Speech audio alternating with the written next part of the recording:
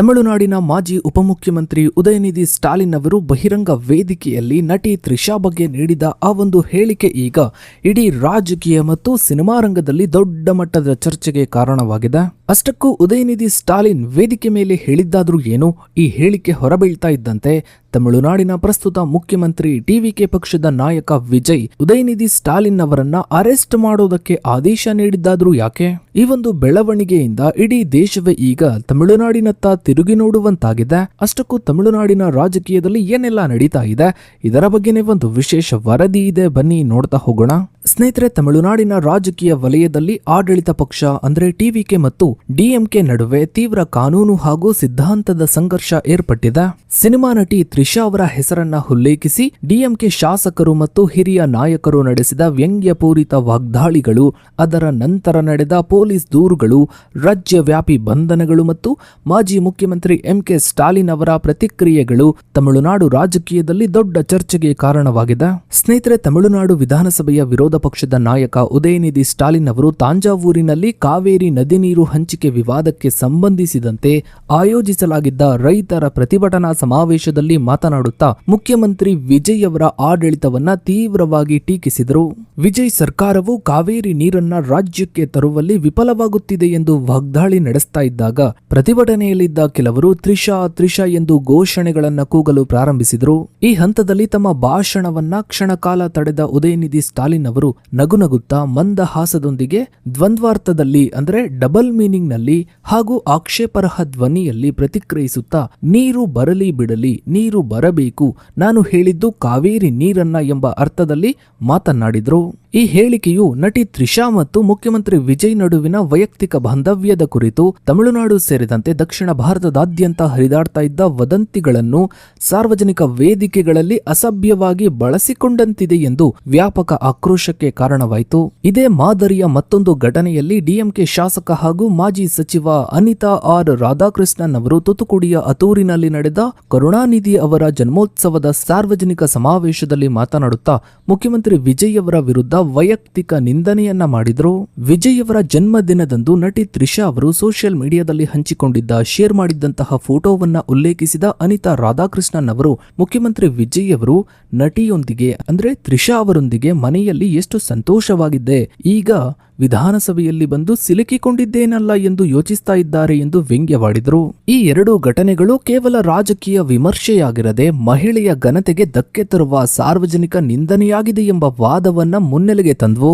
ಆದರೂ ಡಿಎಂಕೆ ನಾಯಕತ್ವವು ಈ ಆರೋಪಗಳನ್ನ ನಿರಾಕರಿಸಿದ ಡಿಎಂಕೆಯ ಹಿರಿಯ ನಾಯಕ ಟಿಆರ್ ಬಾಲು ಅವರು ಉದಯನಿಧಿ ಸ್ಟಾಲಿನ್ ಅವರು ಭಾಷಣದಲ್ಲಿ ಯಾವುದೇ ನಿರ್ದಿಷ್ಟ ಮಹಿಳೆಯ ಹೆಸರನ್ನ ಎತ್ಕೊಂಡಿಲ್ಲ ಮತ್ತು ಅವರ ವಿರುದ್ಧ ಮಾಡಲಾಗಿರುವ ಸಮಸ್ತ ಎಲ್ಲ ಆರೋಪಗಳು ಸಂಪೂರ್ಣ ಸುಳ್ಳು, ಆಧಾರ ರಹಿತ ಹಾಗೂ ರಾಜಕೀಯ ಪಿತೂರಿ ಎಂದು ಪ್ರತಿಪಾದಿಸಿದರು. ಇನ್ನು ಸ್ನೇಹಿತರೆ, ಡಿಎಂಕೆ ನಾಯಕರ ಈ ಹೇಳಿಕೆಗಳು ಹೊರಬಿದ್ದ ತಕ್ಷಣವೇ ಟಿವಿಕೆ ಪಕ್ಷದ ಮಹಿಳಾ ವಿಭಾಗ ಮತ್ತು ಪದಾಧಿಕಾರಿಗಳು ರಾಜ್ಯದಾದ್ಯಂತ ತೀವ್ರ ಸಾರ್ವಜನಿಕ ಪ್ರತಿಭಟನೆಗಳನ್ನು ನಡೆಸಿ ಪೊಲೀಸ್ ಠಾಣೆಗಳಲ್ಲಿ ಹಾಗೂ ರಾಷ್ಟ್ರೀಯ ಮಹಿಳಾ ಆಯೋಗಕ್ಕೆ ಅಧಿಕೃತ ದೂರುಗಳನ್ನು ಸಲ್ಲಿಸಿದರು. ಉದಯನಿಧಿ ಸ್ಟಾಲಿನ್ ಅವರ ದ್ವಂದ್ವಾರ್ಥದ ಅಂದ್ರೆ ಡಬಲ್ ಮೀನಿಂಗ್ ಹೇಳಿಕೆಯ ವಿರುದ್ಧ ತಾಂಜಾವೂರು ಈಸ್ಟ್ ಪೊಲೀಸ್ ಠಾಣೆಯಲ್ಲಿ ಟಿವಿಕೆಯ ತಾಂಜಾವೂರು ಮಧ್ಯ ಜಿಲ್ಲಾ ಮಹಿಳಾ ವಿಭಾಗದ ಸಂಘಟಕಿ ಎಸ್ ಭೈರವಿ ಅವರು ನೀಡಿದ ದೂರಿನ ಆಧಾರದ ಮೇಲೆ ಉದಯನಿಧಿ ವಿರುದ್ಧ ಭಾರತೀಯ ನ್ಯಾಯ ಸಂಹಿತೆಯ ಬಿಎನ್ಎಸ್ನ ಸೂಕ್ತ ವಿಭಾಗದಡಿ ಪ್ರಕರಣವನ್ನ ದಾಖಲಿಸಲಾಯಿತು. ನಂತರ ಚೆನ್ನೈನ ಇವರ ನಿವಾಸದಿಂದ ಪೊಲೀಸರು ಉದಯನಿಧಿ ಅವರನ್ನ ವಶಕ್ಕೆ ಪಡೆದರು. ಮತ್ತೊಂದೆಡೆ ಅನಿತಾ ರಾಧಾಕೃಷ್ಣನ್ ಅವರ ವಿರುದ್ಧ ಅತೂರು ಪೊಲೀಸ್ ಠಾಣೆಯಲ್ಲಿ ಬಿಎನ್ಎಸ್ ಸೆಕ್ಷನ್ 352 ಮತ್ತು 353 ಅಡಿಯಲ್ಲಿ ಪ್ರಕರಣವನ್ನ ದಾಖಲಿಸಲಾಯಿತು. ಈ ಪ್ರಕರಣದಲ್ಲಿ ಅನಿತಾ ರಾಧಾಕೃಷ್ಣನ್ ಅವರು ಮುಂಗಡ ಜಾಮೀನನ್ನ ಕೋರಿ ಮದ್ರಾಸ್ ಹೈಕೋರ್ಟ್ ಮೆಟ್ಟಿಲೇರಿದಾಗ ನ್ಯಾಯಮೂರ್ತಿಗಳು ಅರ್ಜಿಯನ್ನ ತಿರಸ್ಕರಿಸಿದರು. ಶಾಸಕರೊಬ್ಬರು ಮುಖ್ಯಮಂತ್ರಿಯ ಉನ್ನತ ಹುದ್ದೆಗೆ ಕನಿಷ್ಠ ನೈತಿಕ ಗೌರವವನ್ನ ನೀಡಬೇಕು ಮತ್ತು ಇಂತಹ ಭಾಷೆಯನ್ನ ಸಹಿಸಲು ಸಾಧ್ಯವಿಲ್ಲ ಎಂದು ಹೈಕೋರ್ಟ್ ಬಲವಾಗಿ ಅಭಿಪ್ರಾಯಪಟ್ಟ ತಕ್ಷಣವೇ ತೂತುಕುಡಿ ಪೊಲೀಸರು ಅನಿತಾ ರಾಧಾಕೃಷ್ಣನ್ ಅವರನ್ನ ಬಂಧಿಸಿದರು. ಇನ್ನು ಈ ಬಂಧನಗಳ ನಂತರ ವಿಜಯ್ ಅವರ ವೈಯಕ್ತಿಕ ಆದೇಶದಿಂದ ಈ ಬಂಧನ ಆಗಿದೆ ಅನ್ನೋ ಬಗ್ಗೆ ಕೂಡ ಚರ್ಚೆಗಳು ನಡೀತಾ ಇದೆ. ಇದಕ್ಕೆ ಉತ್ತರವಾಗಿ ಈ ಬಂಧನಗಳು ನೇರವಾಗಿ ಮುಖ್ಯಮಂತ್ರಿಯ ವೈಯಕ್ತಿಕ ಹಸ್ತಕ್ಷೇಪಕ್ಕಿಂತ ಹೆಚ್ಚಾಗಿ ಪಕ್ಷದ ಮಹಿಳಾ ಪದಾಧಿಕಾರಿಗಳು ಸಲ್ಲಿಸಿದಂತಹ ದೂರುಗಳು ಮತ್ತು ಮದ್ರಾಸ್ ಹೈಕೋರ್ಟ್ನ ಜಾಮೀನು ನಿರಾಕರಣೆಯಂತಹ ಕಾನೂನು ಪ್ರಕ್ರಿಯೆಗಳ ಪರಿಣಾಮವಾಗಿ ನಡೆದಿದೆ. ಆದರೆ ಟಿವಿಕೆ ಪಕ್ಷದ ಆಡಳಿತದಲ್ಲಿಯೇ ಪೊಲೀಸ್ ಇಲಾಖೆ ಕಾರ್ಯಾಚರಣೆ ನಡೆಸ್ತಾ ಇರೋದ್ರಿಂದ ಈ ಬಂಧನಗಳ ಹಿಂದೆ ವಿಜಯ್ ಅವರ ಸರ್ಕಾರದ ಸ್ಪಷ್ಟ ಆಡಳಿತಾತ್ಮಕ ಮತ್ತು ರಾಜಕೀಯ ಸಮ್ಮತಿ ಇದೆ ಎಂಬುದನ್ನ ನಿರಾಕರಿಸುವಂತಿಲ್ಲ.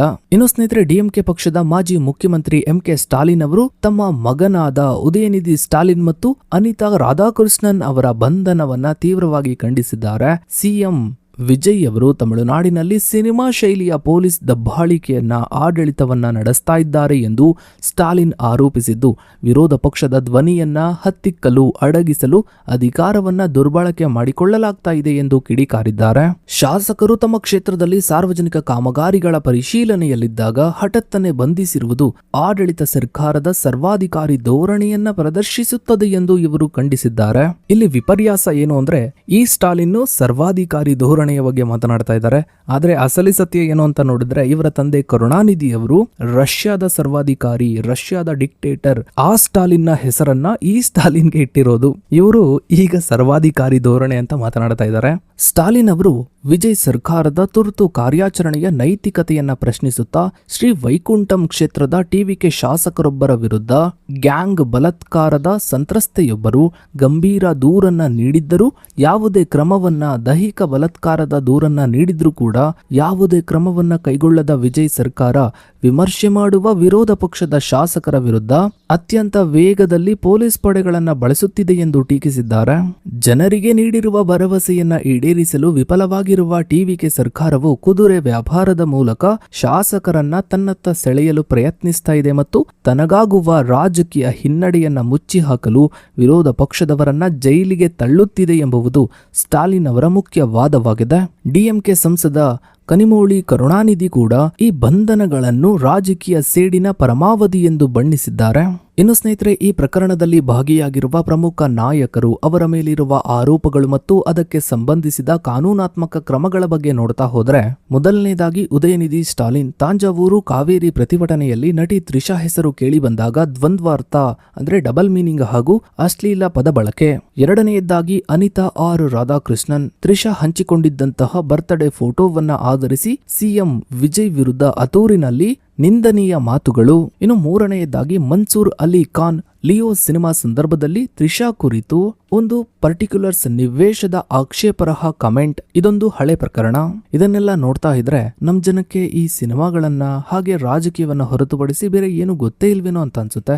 ಯಾಕಂದ್ರೆ ಸಿನಿಮಾದಲ್ಲಿ ಇರೋರ್ನ ರಾಜಕೀಯಕ್ಕೆ ತರೋದು, ರಾಜಕೀಯದಲ್ಲಿ ಇರೋರ್ ಬಗ್ಗೆ ಸಿನಿಮಾ ಡೈಲಾಗ್ ಗಳನ್ನ, ಸಾಂಗ್ ಗಳನ್ನ ಹಾಕಿ ಟ್ರೋಲ್ ಮಾಡೋದು, ಇದೇ ಆಗ್ಬಿಟ್ಟಿದೆ. ಸೊ ಇದಾಗಿತ್ತು ಸ್ನೇಹಿತರೆ ಇವತ್ತಿನ ಈ ಒಂದು ವಿಡಿಯೋದ ಬಗ್ಗೆ ನಿಮ್ಮ ಅನಿಸಿಕೆ, ಅಭಿಪ್ರಾಯಗಳನ್ನ ತಪ್ಪದೆ ಕಮೆಂಟ್ ಸೆಕ್ಷನ್ ಅಲ್ಲಿ ಕಮೆಂಟ್ ಮಾಡಿ. ಹಾಗೆ ವಿಡಿಯೋಗೊಂದು ಲೈಕ್ ಮಾಡ್ತಾ ವಿಡಿಯೋನ ಆದಷ್ಟು ಎಲ್ಲ ಕಡೆ ಶೇರ್ ಮಾಡಿ. ನೀವಿನ್ನು ನಮ್ಮ ಚಾನಲ್ಗೆ ಸಬ್ಸ್ಕ್ರೈಬ್ ಆಗಿಲ್ಲ ಅಂದ್ರೆ ಕೆಳಗಡೆ ಕಾಣ್ತಾ ಇರೋ ಸಬ್ಸ್ಕ್ರೈಬ್ ಅನ್ನ ಕ್ಲಿಕ್ ಮಾಡಿ. ಹಾಗೆ ಪಕ್ಕದಲ್ಲಿ ಕಾಣೋ ಬೆಲ್ ಐಕಾನ್ ಕೂಡ ಕ್ಲಿಕ್ ಮಾಡಿ. Thanks for watching.